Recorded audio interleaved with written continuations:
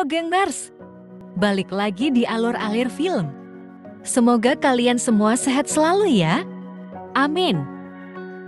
Di review kali ini, gue akan membahas sebuah film drakor berjudul My Korean Teacher tahun 2016. Film ini mengisahkan tentang pertemuan antara dua orang yang berbeda budaya dan bahasa. Film berawal ketika ada seorang pria yang dicampakkan oleh pacarnya. Perlu diketahui bahwa pria ini adalah seorang anak sultan yang sedang menyamar menjadi pria miskin demi mencari cinta sejatinya. Daripada gue banyak bocit akan intro yang tek-tek bengek ini, mari kita mulai saja cerita filmnya. Cus mari. Film diawali dengan memperlihatkan si tokoh utama yang bernama Yang Un. Beliau adalah seorang anak sultan dari Korea Selatan. Walaupun ia berasal dari keluarga yang kaya, Yang Un lebih suka hidup sendiri agar bisa lebih mandiri dan menetap di suatu kota di Jepang. Ia bekerja sebagai agen marketing di suatu perusahaan pabrik ginseng. Suatu hari ia dipanggil oleh si bos karena kontrak Yang Un yang hampir habis. Bosnya mengatakan bahwa ia terpaksa harus memecat Yang Un dikarenakan perusahaan akan mengalami kebangkrutan. Setelah ia dipecat, Yang Un pun pergi ke apartemen pacarnya untuk curhat masalah pekerjaannya. Namun setelah sampai di apartemen, Yang Un malah memergoki pacarnya yang telah berselingkuh dengan seorang pria lain. Haduh, baru aja dipecat, Yang Un malah diselingkuhin pula. Kasian banget sih. Perlu diketahui ya gengs, Yang Un di sini sedang menyamar menjadi pria miskin, jadi pacarnya nggak tahu bahwa Yang Un adalah seorang anak sultan. Semua peristiwa di hari itu benar-benar membuat Yang Un stres. Pada malam hari, Yang Un mengobrol dengan seorang wanita yang diduga itu adalah ibu Yang Un. Si ibu meminta agar Yang Un segera pulang ke Korea dikarenakan Yang Un harus menjadi penerus di perusahaan ayahnya. Namun, Yang Un pun menolak dikarenakan ia masih belum siap menerima tanggung jawab yang besar itu. Ia malah memilih untuk tetap tinggal di Jepang walaupun keadaannya kini sudah sangat sulit. Di keesokan hari, Yang Un yang sedang galau di taman menghubungi mantan pacarnya untuk balikan. Namun sebelum menelpon, ia melihat status mantannya itu yang sedang berlibur dengan seorang pria. Yang Un pun marah-marah gak jelas di taman tersebut, bahkan handphonenya pun dibanting oleh Yang Un. Di saat Yang Un sedang mencari handphone yang tadi ia banting, datanglah sepasang suami istri menghampirinya. Dan mereka membantu Yang Un mencarikan handphonenya tersebut. Mereka adalah Kawamoto dan istrinya Yuri. Pasangan itu yang tahu bahwa bocah ini lagi galau, mengajaknya ke sebuah kedai untuk menenangkan Yang Un. Sesampainya di kedai, Yang Un menceritakan semua kejadian yang ia alami kepada pasangan ini. Mereka merasa prihatin atas kejadian yang bocah ini alami. Pasangan ini sangatlah baik, bahkan mereka menawarkan Yang Un bekerja. Pekerjaan yang mereka tawarkan adalah bekerja sebagai guru bahasa di sebuah tempat kursus. Kebetulan Yang Un yang tahu bahasa Korea jelas menerima tawarannya tersebut.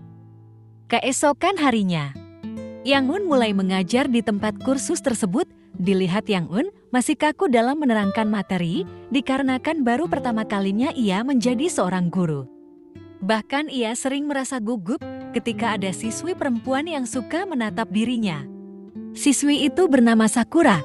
Ia seorang janda yang ingin sekali belajar bahasa Korea. Bahkan Sakura sudah memiliki seorang anak.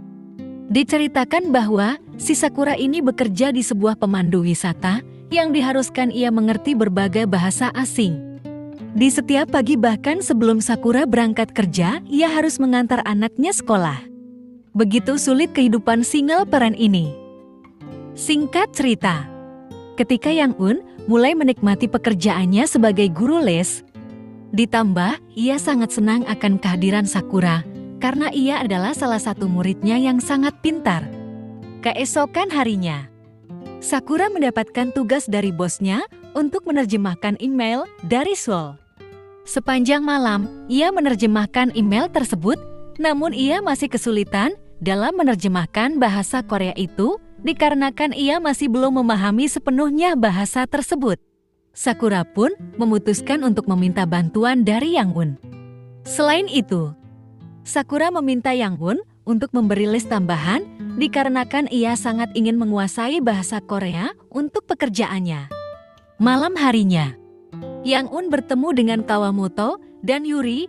Yang Un bercerita bahwa ada muridnya yang ingin menambah kelas privat pada dirinya. Singkat cerita, di sini Yang Un mulai menyukai Sakura. Bahkan ia sampai bergaya keren agar bisa diperhatikan Sakura. Di suatu hari, di sebuah taman, Yang Un bertemu Sakura untuk mengajarinya les privat. Mereka mulai berlatih bahasa Korea. Sakura yang memperagakan sebagai pemandu wisata yang menjelaskan lokasi-lokasi wisata dalam bahasa Korea. Mereka terlihat mulai akrab saat beristirahat untuk makan bersama. Yang Un mulai bercanda gurau kepada Sakura yang membuatnya tertawa. Selesai latihan di taman, mereka pergi ke suatu pasar. Saat di pasar, Yang Un tidak sengaja memilih baju yang sama dengan baju yang Sakura bawa. With you. Mulai ada tanda-tanda jodoh nih. Mereka pun memutuskan untuk membeli baju couple itu. Saat di kasir, tiba-tiba Sakura mendapatkan telepon yang mengatakan bahwa putranya masih belum pulang sekolah dan tidak ada yang menjemput. Sakura pun lantas berpamitan kepada Yang Un karena ia harus menjemput putranya. Namun Yang Un malah ikut ke taksi yang Sakura tumpangi. Di sini Yang Un ingin bertemu dengan putra Sakura tersebut. Sesudah menjemput putranya, Yang Un berpamitan pulang. Namun kali ini Sakura akan mengantarkan Yang Un sampai ke halte bus. Saat perjalanan ke halte, Yang Un bertanya tentang kemana suami Sakura. Sakura menceritakan bahwa suaminya pergi meninggalkan dirinya saat Sakura sedang hamil. Hingga sampai saat ini suaminya tidak pernah pulang, bahkan putranya tidak pernah tahu sosok ayahnya. Sejak pertemuannya hari itu, setiap harinya Yang Un tanpa diminta Sakura suka menjemput putranya di sekolahan. Hubungan Yang Un dan putranya kini semakin dekat seperti ayah dan anak. Singkat cerita, di kelas les, Yang Un mengalami banyak peningkatan dalam mengajarkan bahasa Korea kepada murid-muridnya. Dan Yang Un bahkan masih mengajar les privat kepada Sakura di rumahnya, sehingga Yang Un selalu bertemu dengan putranya Sakura. Yang Un dan putranya bahkan sering bermain bersama di waktu luang. Pada malam berikutnya, Yang Un mendapatkan telepon dari ibunya. Ibunya kembali menyuruh Yang Un untuk segera pulang ke Korea agar bisa menjadi direktur perusahaan. Namun Yang Un masih saja menolak tawaran tersebut. Keesokan harinya, Yang Un kembali ke kelas les untuk menerapkan metode baru pembelajaran. Yang Un membuat stiker kelinci untuk diberikan kepada muridnya yang memiliki nilai yang bagus. Dan metode Yang Un ini dibilang berhasil. Karena murid-muridnya menyukai akan metode pembelajaran ini dikarenakan mereka jadi lebih giat lagi belajar untuk mencapai nilai yang bagus. Kembali ke Sakura. Di kantor Sakura disuruh bosnya untuk mempersiapkan diri untuk mewakili perusahaan tur ke Korea. Meskipun Sakura sudah bisa bahasa Korea, namun ia masih belum pede akan kemampuannya. Di suatu malam, Yang Un sedang bersantai di suatu kafe bersama pasangan Kawamoto. Yang Un bercerita tentang Sakura, ia merasa bersalah karena tidak bisa membantu Sakura dalam pekerjaannya. Tiba-tiba si pemilik toko yang mendengarkan pembicaraan mereka menghampiri Yang Un dan menawarkan sebuah alat komunikasi. Alat itu berguna untuk berkomunikasi jarak jauh, jelas itu berguna untuk pekerjaannya Sakura, karena alat itu dapat mendengar pembicaraan Sakura dan kliennya dengan jelas. Sehingga Yang Un dapat membantu Sakura memberikan jawaban yang benar kepada kliennya tersebut. Singkat cerita, hari di mana Dharma Wisata Sakura dimulai. Sakura memasang headset yang diberikan Yang Un. Sementara Yang Un terus memantau Sakura di kejauhan di dalam mobil. dan Teng Ing-yang. Pertemuan Sakura dan kliennya itu berhasil mencapai puncak akhir pertemuan mereka. Sakura dengan sangat jelas menyampaikan pembicaraan dalam bahasa Korea kepada klien itu. Kemudian kliennya mengajak Sakura untuk berkeliling kota dan makan siang bersama. Sampai di sini semuanya berjalan sangat lancar. Namun di sini kliennya mulai melakukan berbagai macam rayuan gombal, sepertinya ada maksud lain dari kliennya ini. Kliennya lalu mengajak Sakura untuk menemaninya ke suatu tempat. Ada udang di balik batu ini mah, gengs. Pasti ujung-ujungnya ke Oyo. Tuh kan bener ke Oyo. Sakura dibawa ke suatu hotel dengan alasan untuk mengambil dokumen si klien yang tertinggal. Sakura yang polos-polos aja dengan gampangnya masuk jebakan pria tersebut. Namun setelah tiba di kamar, pria itu mulai cabul kepada si Sakura ini, gengs. Greget banget nih gue liat cowok brengsek ini. Sakura yang ketakutan segera menghubungi Yang-un lewat sambungan headsetnya. Mendengar teriakan Sakura, Yang-un langsung bergegas masuk ke dalam hotel. Setelah berhasil menemukan kamarnya, ternyata dikunci. Yang-un memanjat lewat balkon. Yang-un pun mengalihkan perhatian si pria ini.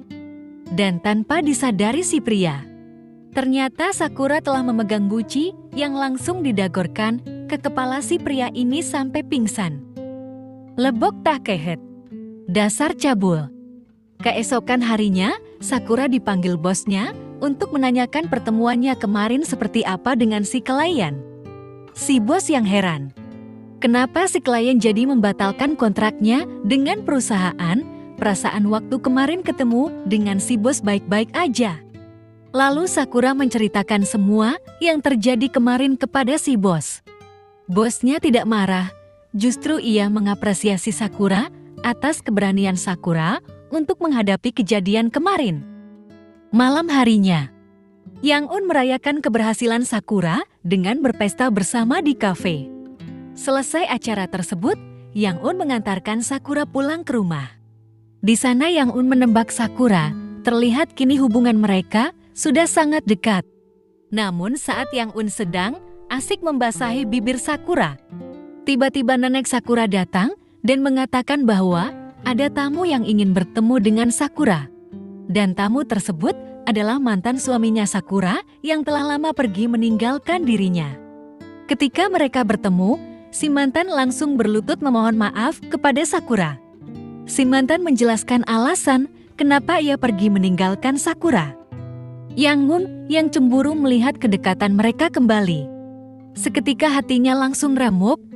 Jilep banget deh ini mah asli jengers. Di keesokan hari, Yang-un curhat kepada pasangan Kawamoto. Hatinya sangat hancur karena kemungkinan Sakura akan balikan lagi dengan mantannya. Di tengah obrolan mereka, Yang-un mendapatkan telepon dari ibunya. Ibunya mengatakan bahwa sang ayah masuk rumah sakit. Kondisinya sangat kritis dan meminta Yang-un untuk segera pulang ke Korea. Mendengar berita itu, Yang-un langsung OTW ke Korea. Setelah tiba di rumah sakit, ibunya mengatakan bahwa kondisi ayahnya sudah sakit-sakitan semenjak Yang-un pergi meninggalkan rumah. Namun ayahnya melarang sang ibu untuk memberitahukan kepada Yang-un karena takut Yang-un menjadi khawatir. Kini Yang-un sadar dan sudah siap bahwasanya Yang-un harus menjadi direktur utama perusahaan seperti mana yang diharapkan oleh sang ayah. Singkat cerita, beberapa tahun kemudian, kini Yang-un sudah mengambil alih kepemimpinan ayahnya. Saat ada meeting di hotel, secara tidak sengaja Yang-un bertemu kembali dengan Sakura. Mereka lalu minum bersama di hotel tersebut. Mereka saling bertanya kabar. Dalam obrolan panjangnya, Yang-un kini mengetahui bahwa Sakura tidak kembali kepada mantannya dan mengatakan ia masih lajang sama seperti awal kita bertemu dulu. Asik banget nih. Namun sayang gengs, filmnya harus berakhir cukup sampai di sini. Scene tadi menutup alur cerita kali ini. Jika kalian suka video ini, jangan lupa di like and subscribe ya. Follow juga TikTok Alur Alir Film. Gue izin pamit undur diri. Sampai bertemu di film selanjutnya ya. Bye-bye Alur Lovers.